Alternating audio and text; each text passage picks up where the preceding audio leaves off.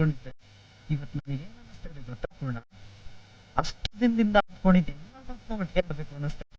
ಆದ್ರೆ ಇಷ್ಟೊಂದು ಮಾತಾಡ್ತಿದ್ದಾರೆ ಗೊತ್ತಾ ಇಲ್ಲ.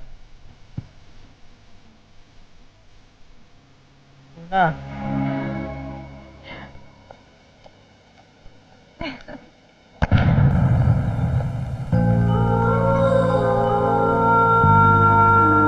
ಹಾಯ್.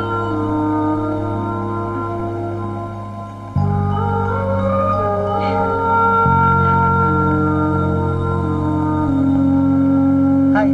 ಹಾಯ್.